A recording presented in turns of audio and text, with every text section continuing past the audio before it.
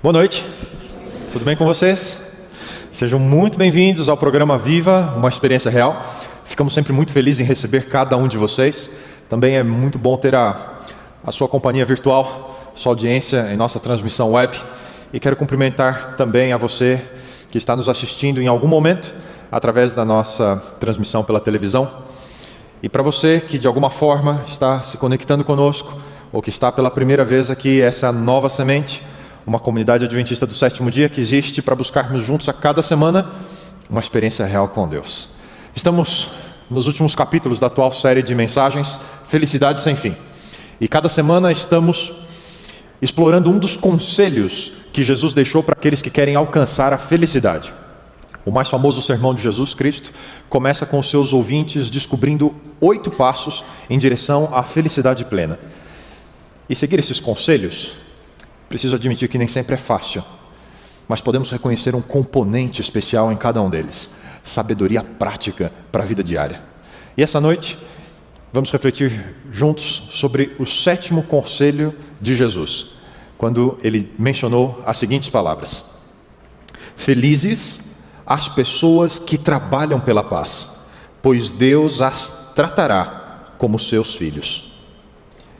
Em toda a sua mensagem, Jesus está aqui nos propondo uma progressão espiritual em direção à felicidade. Cada conselho é um passo em direção a esse crescimento espiritual e que pode nos trazer felicidade plena, felicidade sem fim.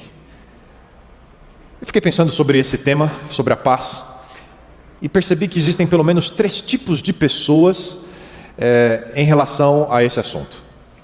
São as pessoas que acabam com a paz, as pessoas que rebaixam a paz e as pessoas que promovem a paz. 3 atitudes para com a paz. Eu queria trazer essa pergunta para vocês. Vocês conhecem pessoas que agem dessa forma em relação à paz? Gente que acaba com a paz, gente que negocia muito barato a paz, gente que promove a paz. Uma outra pergunta: qual dessas atitudes em relação à paz melhor descreve você? Imagine a cena: sábado à noite, amigos reunidos em casa, compartilham um lanche, e aí vai uma brincadeira, aquele bate-papo, e animado, o interfone toca, o pessoal lá da portaria: olha, vocês estão passando do limite aí, o pessoal já quer descansar e tal. Muda a cena, é outro dia, grupo de amigos se reúne de novo, só que agora parece que tem alguma coisa diferente, né? Jantaram, começam a bater papo, mas está tudo um pouco mais calmo, tranquilo, silêncio. Rapidinho você percebe: tem alguém que está faltando aqui. Alguém que tumultuava o negócio. De vez em quando quebrar a rotina, né? Quebrar a monotonia é bom. E tem pessoas que têm essa habilidade. Mas tem pessoas que né? Minha esposa é professora. De vez em quando ela chegava em casa e diz: hoje foi o melhor dia para dar aula para aquela turma. É porque fulano não veio. Pessoas que acabam com a paz estão em todos os lugares: trabalho, família, na escola, nas igrejas, nas ruas. Parece que não há limites para eles. E normalmente, esse tipo de pessoas acham que o problema está sempre com os outros, nunca com eles. Se colocam na posição de vítima normalmente. Não, são as pessoas que implicam comigo. Se você é desse tipo, eu queria deixar um conselho para você. Ou se você convive com pessoas assim. A Bíblia diz: se há brigas num grupo, mande embora a pessoa que está sempre criticando e zombando. As brigas e os problemas acabarão imediatamente. Se tem algo que persegue você, é melhor parar e refletir em quais são as causas reais do problema. Gente que acaba com a paz normalmente são pessoas com um forte espírito crítico. Se concentram nos defeitos das pessoas e dificilmente conseguem perceber as qualidades ou o potencial positivo de alguém. Esse tipo de atitude nunca contribui para a paz. Já aqueles que rebaixam a paz fazem porque fogem de enfrentar os problemas, fingem que tudo está bem, quando todo mundo está vendo que nada está bem. Estão constantemente tentando tapar o sol com a peneira. É aquela tendência de concordar com todo mundo para tentar não se indispor com ninguém E normalmente isso se caracteriza por fraqueza diante da injustiça. E lá vem a justificativa. Eu não queria ofender o fulano, então não falei. Não é? Deixa de fazer as repreensões, deixa de pontuar, deixa de estabelecer limites. Existem muitas pessoas que não sabem dizer não. Conhece gente assim? Gente que não sabe dizer não, diz sim para tudo. Minha avó tinha dificuldade em dizer não. A pessoa com o coração enorme. A única pessoa na vida com quem ela brigava era o meu avô. De resto, ela atendia todo mundo bem. Eu acho que os vendedores já sabiam. Passava na casa da dona Marina e ia vender tudo. A minha avó tinha, acho que todas as coleções de enciclopédias que já foram lançadas no Brasil. Chegava o vendedor e ela ficava constrangida de dizer para ele, não vou comprar. E comprava. Era a vizinha boazinha. Todo mundo ia ser bem atendido. Você conhece pessoas que têm dificuldade de dizer não? Estão sempre envolvidas com situações difíceis porque não conseguiram dizer não. Pessoas que rebaixam a paz fogem da verdade sobre os fatos, fogem da verdade sobre as pessoas, fingem que tudo está bem quando não está. E isso é muito diferente da atitude de esperar o calor da emoção para então discutir o assunto delicado. Sobre esse tipo de atitude que negocia a paz pelo preço da mentira, do fingimento, da covardia, a Bíblia afirma as seguintes palavras: portanto, cada um de vocês deve abandonar a mentira e falar a verdade ao seu próximo, pois todos somos membros de um mesmo corpo. Queridos, negociar o que é correto, mais cedo ou mais tarde, vai trazer consequências para a própria pessoa. Precisamos aprender a dizer sim e a dizer não. Quando Jesus se refere aos que trabalham para a paz, Ele está descrevendo uma atitude positiva, uma atitude intencional que resulta em paz. São atitudes que resultam de uma reflexão. Ele está falando de uma qualidade que é construída a partir da compreensão de que Deus é a fonte da verdadeira paz. Da perspectiva de Jesus, os pacificadores são filhos de Deus, trabalham no mesmo negócio do Pai, herdaram dele a sua profissão. E desenvolver esse tipo de atitude para com a paz requer compreender e absorver alguns conceitos que encontramos aqui na Palavra de Deus e que podem nos ajudar a experimentar felicidade e paz reais. E eu queria essa noite propor a vocês pelo menos 4 atitudes que promovem a paz nos nossos relacionamentos. Atitudes que podem transformar você num agente da paz, num pacificador. A primeira delas, para ser um pacificador, trabalhe o seu tom de voz. Eu sei que falar a verdade, sem causar uma guerra, depende em grande medida da forma como você diz a quem precisa ouvir. Tudo depende da forma como você fala.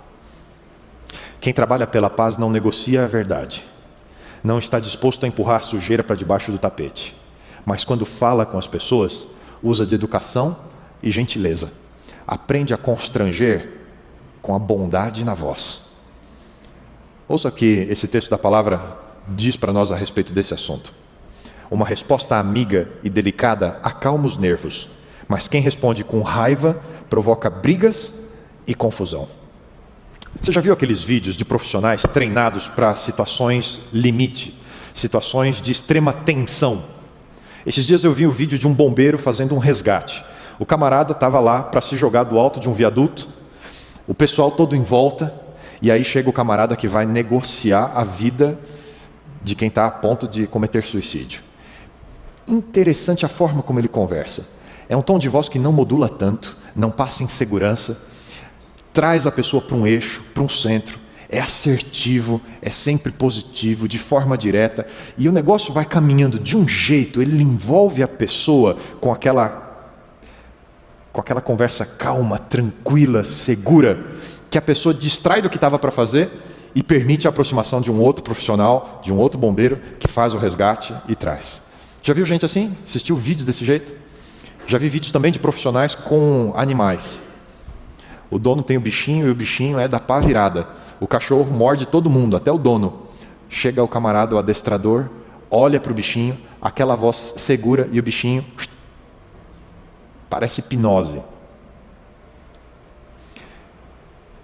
Precisamos aprender a usar melhor a forma como a gente se comunica, como a gente fala. Sabe aquela história de contar até 10 antes de falar? Pois é, ela é verdade. Faça isso. Nem que você tenha que contar até 10 vezes. Mas respire, pense nas palavras, controle as emoções e então fale com o melhor espírito possível. Treine a forma como você fala. Se for necessário, volta atrás, recomeça. Se já está no diálogo, peça desculpas, comece outra vez.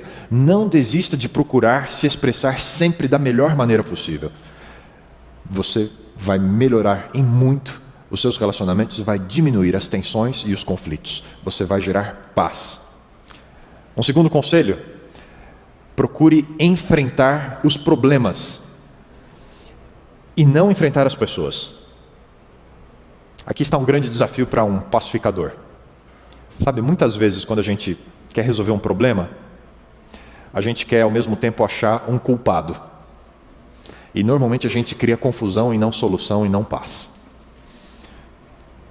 Procure se concentrar objetivamente no que de fato é o problema. Não misture a pessoa e o problema.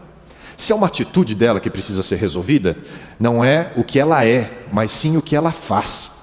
Muitas vezes o sentimento de frustração nos leva a desistir das pessoas. Ah, mas você fez isso de novo, você é assim. E não você está fazendo isso ou está fazendo aquilo. A gente acaba perdendo a paciência e culpando, em vez de solucionar, a gente complica mais ainda. Eu me lembro de uma situação em que uma determinada pessoa se sentiu extremamente ofendida, agredida, ignorada, né? Estava ali muito magoada e ela começou a agredir outras pessoas com atitudes que ela fazia, as coisas que a pessoa falava. E o grupo de pessoas começou a ficar ofendido com aquele e vieram me procurar uma vez: pastor, não, vamos precisar resolver, vamos precisar mediar esse negócio. O negócio é sumir com essa pessoa, mandar ela embora, falar que aqui não é mais o lugar dela. Espera um pouquinho, gente. Nós precisamos saber qual é o problema. Por que essa pessoa está agindo dessa forma? Você precisa resolver o problema. E o problema são as atitudes e não a pessoa. É possível resolver situações quando você separa a pessoa das atitudes. Apegue-se a esse conselho da palavra de Deus. Livrem-se de toda amargura, indignação e ira, gritaria e calúnia, bem como de toda maldade. Sejam bondosos uns para com os outros, perdoando-se mutuamente, assim como Deus os perdoou em Cristo. Queridos, nós não ganhamos nada quando enfrentamos as pessoas. Isso somente gera desgaste e aumenta, potencializa os problemas. Busque resolver as atitudes e preserve as pessoas. É assim que alguém que busca a paz age. Uma outra atitude, para ser um pacificador: seja proativo. Tome iniciativa. Você lembra daquele ditado: quando um não quer, dois não brigam? É esse o caminho. Você tem que querer e deve dar o primeiro passo. Seja você o que decide não brigar. Comece por você, decida: não vou mais provocar, não vou mais gritar, não vou mais perder a paciência, não vou mais ser grosseiro. Porque se ninguém se dispor a começar, as coisas nunca serão diferentes. Dê o primeiro passo. Busque você fazer algo diferente. A Bíblia nos aconselha: façam todo o possível para viver em paz com todos. Façam todo o possível para viver em paz com todos. Alguém lembra daquele filme que devia passar na sessão da tarde quando era criança, umas 10 vezes por ano? Te Pego Lá Fora. Eu não sei se você já viveu aquela sensação de que quando a aula terminar, tem alguém esperando lá do lado de fora da escola para bater em você. Uma vez eu tive que passar por isso. Foi o pior pesadelo da minha vida. Eu vou contar para vocês. Eu vou contar a verdade, tá? Prometo, ó. Eu estava no intervalo da escola, no recreio, jogando bola com 2 colegas. E enquanto eu estava com um aqui, o outro estava mais distante. Acho que ele chutou a bola, e eu não sei. Eu lembro que eu falei para o Japa, que estava do meu lado, né? Filho da mãe. Eu usei essas palavrinhas, tá? Todas elas, eu não estou trocando nenhuma delas, não foi nada diferente disso. Foi exatamente isso, tá? Filho da mãe, só. O Japa falou em voz alta para o outro colega: "Ô, meu, não deixava, falou da tua mãe." Pronto. O problema é que ele falou pro faixa preta de Kung Fu. Na minha época não tinha MMA, Jiu-Jitsu, não tinha nada disso. O moleque era faixa preta de Kung Fu. E agora? Eu estava frito. Frito. Eu tive que inventar uns 10 caminhos para ir da escola para casa. Todos os dias, por mais de uma semana, estava difícil a coisa. E eu me lembro que um dia, já tinha passado quase 15 dias desse evento fatídico. Eu não aguentava mais, aquela tensão toda. Nós morávamos na mesma rua, esse colega e eu. Estava na casa de um outro colega da escola, a gente estava brincando ali quando ele apareceu na frente. E agora? É agora que eu vou apanhar. Agora eu vou apanhar feito criancinha, né? É o que eu era mesmo, né? Tinha 10 anos. E ele ficou lá. E aí? Vai ser agora, né?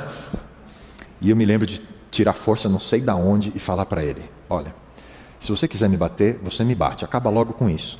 Mas eu não vou reagir. Eu não vou brigar com você. Porque eu não fiz o que o nosso amigo falou que eu fiz. É com você. Eu me lembro que desse incidente para frente, isso me ajudou muito na vida. Diversas outras vezes, eu tive que buscar as pessoas. Às vezes as pessoas acham que a gente falha com elas. E cada vez que eu percebo que alguém está chateado, eu tomo a iniciativa. Fala para mim. O que é que eu posso fazer para corrigir algo que eu tenha feito para você? Me explica aonde é que eu ofendi você. E não tenho dificuldades nenhuma em reconhecer erros ou em pedir desculpas quando as pessoas se sentem magoadas comigo. A pergunta que a gente precisa fazer é até onde as coisas precisam chegar para mudarmos de atitude. É preciso tomar a dianteira. E certamente você vai ficar em paz se aprender a desenvolver essa atitude. Lembre-se, paz sempre tem um preço. Se você quer paz para o seu casamento, para a sua família, no seu ambiente de trabalho, você precisa enfrentar o seu orgulho e buscar as pessoas. Peça perdão, ofereça perdão, trabalhe pela paz, tome a iniciativa. Uma última atitude para com as pessoas que eu queria compartilhar com vocês é: priorize os relacionamentos. Sabe, eu e você precisamos aceitar o fato de que as pessoas são diferentes. São ou não são?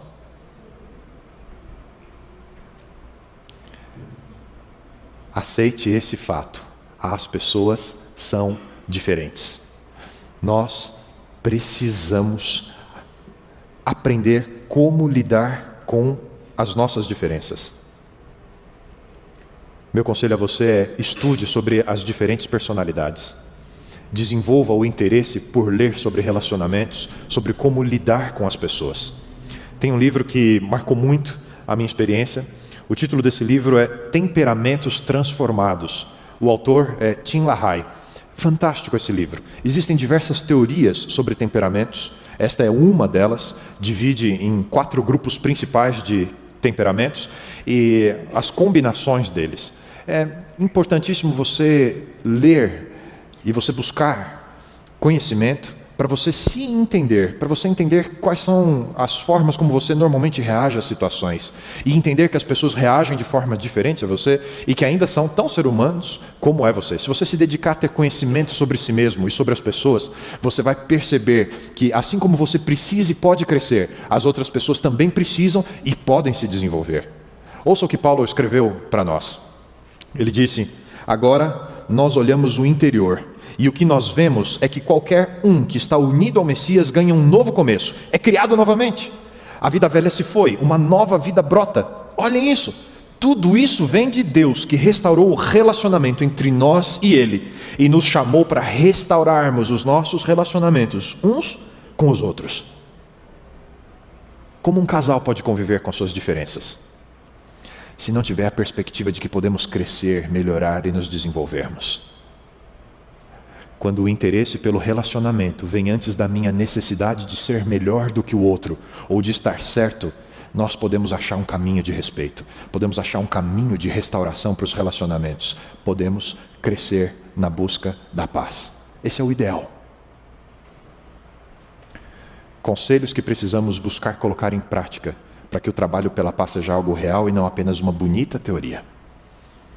No entanto, além desses 4 conselhos a vocês, nós podemos pensar que existem pequenos segredos que podem ser muito úteis para não sermos traídos por nossos próprios defeitos. Eles existem e você pode buscar isso. E eu queria, nessa segunda parte da mensagem de hoje, compartilhar com vocês 4 segredos para não falhar na busca pela paz. Além das atitudes positivas que você deve ter, aquilo que você precisa mudar em você mesmo. A primeira coisa, reconheça que você pode errar. A Bíblia afirma, portanto, tenham cuidado. Se você está pensando, eu nunca faria uma coisa dessas, que isso lhe sirva de advertência, porque você também pode cair em pecado. Amigo, não assuma a perfeição para você mesmo, pois errar para a humanidade é apenas uma questão de tempo. Não julgue as pessoas. Evite condenar a você mesmo, porque um dia é você que pode estar no lugar dela.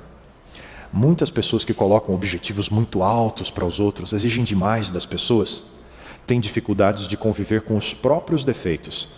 E é uma atitude de projetar a cobrança que tem de si mesmas sobre os outros.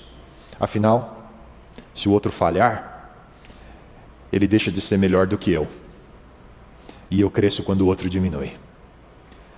Possibilidade real de falhas para nós, para qualquer um de nós, ela deveria se tornar uma oportunidade para sermos mais humanos. Você errou, o outro errou. Entenda que nós somos humanos.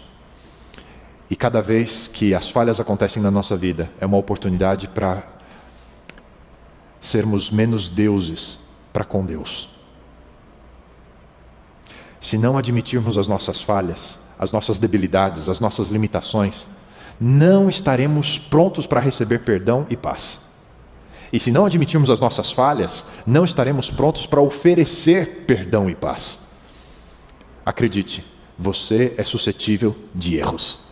Reconheça que você pode errar. Aceite a paz que Deus pode oferecer a você. E a partir de você, para a vida das outras pessoas. Receba perdão, ofereça perdão. Viva a paz, ofereça a paz. Um outro segredo para não falhar na busca pela paz é avalie-se frequentemente.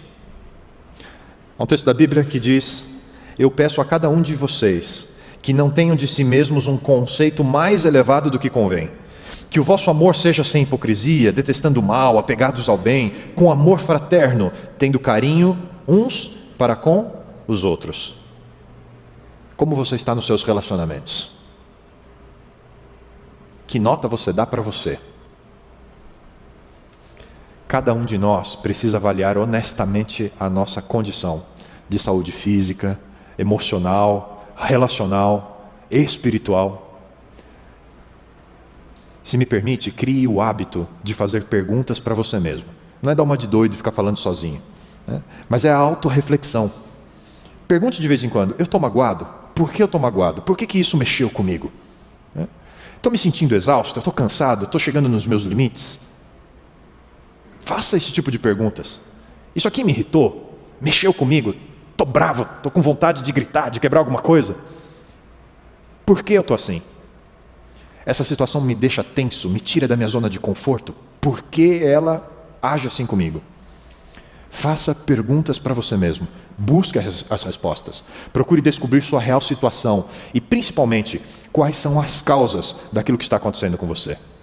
Quando nós estamos com problemas, em qualquer área da nossa vida, a nossa tendência é perdermos a paciência com a gente e com as pessoas que convivem com a gente. Só que o contrário também é verdade. Quando eu estou bem, quando eu estou centrado, eu tenho mais paciência comigo e tenho mais paciência com os outros.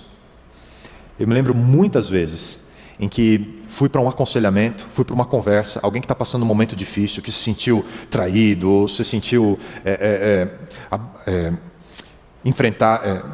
confrontado por alguém, e está lá, né, louco de raiva da pessoa. Pastor, o que eu faço? Porque eu quero pegar e torcer o pescoço mesmo, né? E aí você vem e você vai precisar conversar com a pessoa, né? Você vai precisar levá-la para é uma conversa difícil, tensa, né? Mas quando eu estou bem, estou tranquilo, estou centrado, né? Apesar das reações que vai acontecer naquele momento de aconselhamento, aquilo não vai mexer no meu foco, né? De vez em quando eu vou ter que dar um conselho, vou ter que falar: mas pensa bem, é isso mesmo, né? Já aconteceu da pessoa olhar para mim e falar assim: mas você está do meu lado ou está do lado dele, né? E aí parece que o problema está virando para mim, eu não tenho nada a ver com essa história, né? Eu estou ali agora. Mas você está bem, você consegue relevar, você entende como a pessoa está, você consegue contornar a situação, conversar de novo, porque você está bem.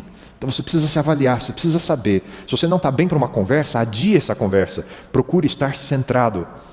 Quando você está tranquilo, isso garante o sucesso no meio de um ambiente tenso. Busque seu equilíbrio pessoal. Estar em paz consigo é fundamental para compartilhar paz com as demais pessoas. Também é importante uma outra atitude, um outro segredinho: aceitar bons conselhos. A palavra de Deus nos aconselha: não seja ingênuo, verifique tudo e retenha só o que é bom. Atire longe tudo que tiver a mácula do mal. Esse texto nos ajuda a compreendermos que precisamos desenvolver o hábito de parar para ouvir e refletir. Sabe, a nossa vida é acelerada demais, poucas vezes a gente separa tempo. Precisamos desenvolver esse hábito, parar para ouvir e refletir. Quando achamos que sabemos todas as coisas, a gente perde a oportunidade de crescer. Se poucas vezes pararmos para avaliar se as influências que temos recebido são boas ou ruins, nós corremos o risco de ser contaminados na nossa mente e no nosso coração pelas influências das outras pessoas. Faça a seguinte avaliação: as pessoas com quem você tem convivido, mais te ajudam ou mais te atrapalham a construir bons relacionamentos? Como é que está aí? Que nota você dá?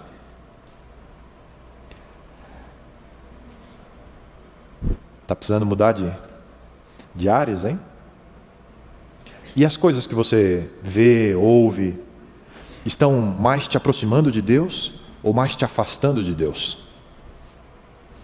Te fazem ter mais paciência com as pessoas? Ou você está se tornando cada vez mais irritadiço? Te inspiram a buscar o melhor em você? Te inspiram a buscar o melhor nos outros? Quais são as influências? Queridos, não deixem de lado esse assunto. A influência dos relacionamentos e das pessoas ao nosso redor. Já percebeu quando você faz um novo amigo e é aquele tipo de pessoa que é extremamente carismática e conversa bastante e tal? Daqui a pouquinho você está falando igual ele fala. É ou não é? Telefona a gente lá do Rio Grande do Sul para minha mulher, 3 segundos ela está falando igual gaúcho. Ah, guria, que bom que tu me ligou, mas que saudade que tá. Influência, né? Todos nós recebemos influências. A vida é feita de trocas. O que eu estou levando dos outros e o que eu estou deixando para eles? Faça sempre essa pergunta. Precisamos questionar o que estamos recebendo. Precisamos elevar o nível daquilo que nos influencia. Pense nesses assuntos. E um quarto segredo de atitude pessoal: fale com Deus. A Bíblia nos orienta: não se aflijam com nada. Ao invés disso, orem a respeito de tudo. Contem a Deus as necessidades de vocês. E não se esqueçam de agradecer-lhe suas respostas. Se fizerem isto, vocês terão experiência do que é a paz de Deus, que é muito mais maravilhosa do que a mente humana pode compreender. Sua paz conservará a mente e o coração de vocês na calma e tranquilidade, à medida que vocês confiam em Cristo Jesus. Provavelmente, esse é o meio mais eficaz de compreendermos como podemos construir um caminho de paz em todos os lugares por onde estivermos. Quando passamos tempo com Deus, as pessoas reconhecem isso. Quando você se enche da paz, as pessoas percebem. Falar com Deus, abrir o coração, ouvir seus conselhos, aquilo que Ele nos fala através da palavra, esse é o maior segredo para uma vida de paz. Diminua seu ritmo de vida. Separe mais tempo para reflexão. Separe mais tempo para estar com Deus. Uma das histórias que mais me marcou no período da faculdade, quando estudei o movimento de reforma, a biografia de Martinho Lutero, não foi a sua coragem em criticar e em reavaliar a herança religiosa que ele havia recebido, não foi a sua liderança no movimento de reforma, mas era o seu compromisso em passar tempo com Deus. Uma das histórias que eu li, Lutero afirmava: hoje eu tenho tanta coisa para fazer que eu vou precisar passar mais tempo com Deus em oração. É porque quando a gente para orar, quando a gente para refletir, a gente encontra os atalhos. Em vez da gente ficar dando volta, resolvendo os assuntos sem pensar neles, quando a gente para, a gente recebe caminhos melhores para a gente andar. A experiência de promover a paz só pode ser alcançada por quem tem acesso à fonte da paz. Ela está disponível para cada um de nós e nós podemos compartilhá-la com quem está ao nosso redor. Eu queria fazer uma pergunta para vocês hoje. Quantas guerras estão acontecendo no nosso mundo hoje? nesse exato momento. Quantas vidas estão sendo perdidas, quantas famílias destruídas. Quantas pessoas estão vivendo algum tipo de crise na sua experiência hoje? Talvez alguém aqui esteja no pior momento da sua vida. Qual o valor de encontrar paz em nossos dias? Paz é um bem tão precioso que ele é percebido rapidamente. Pessoas desesperadas estão à procura da paz. E quem tem não depende das circunstâncias externas para viver em paz.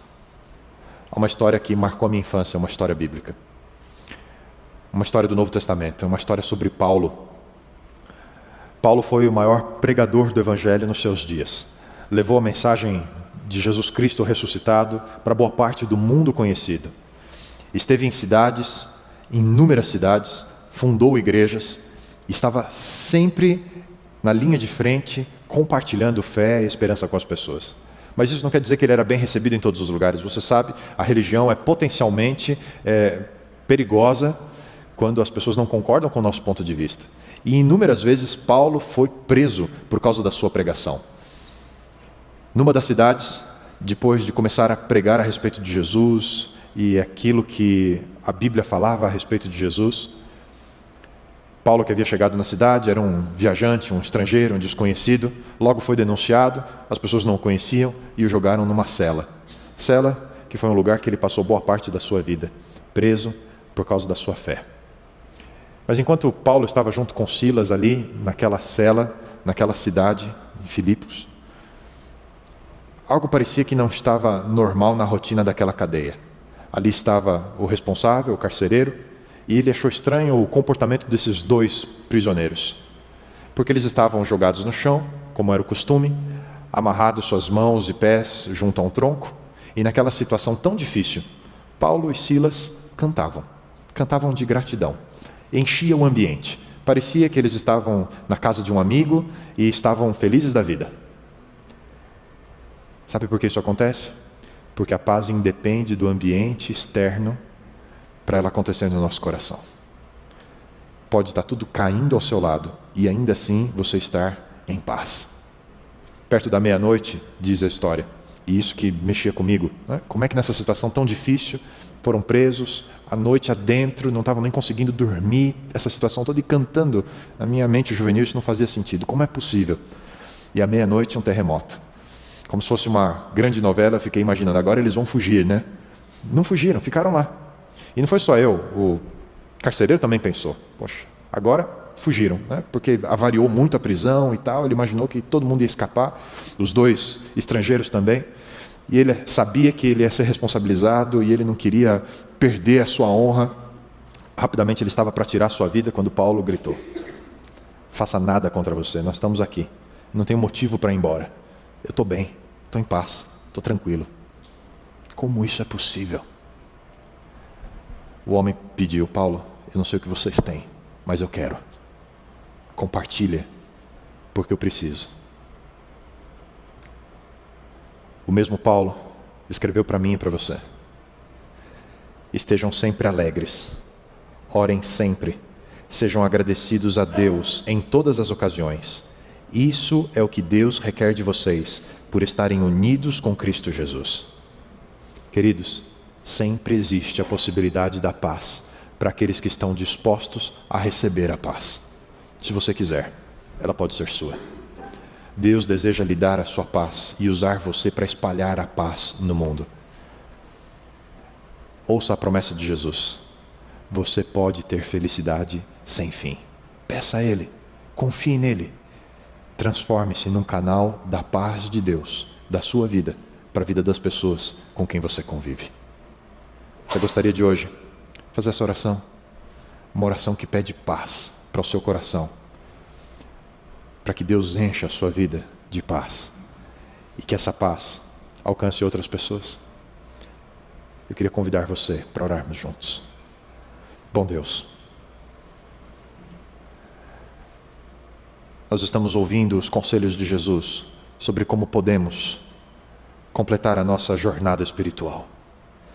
Muitos de nós temos compreendido a nossa pobreza espiritual, temos chorado lágrimas de arrependimento e temos buscado crescimento e desenvolvimento pessoal.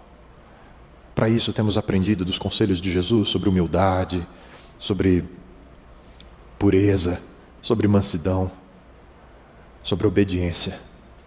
E hoje compreendemos que uma vida de felicidade plena passa pela disposição interior de querer estar em paz e de querer oferecer paz.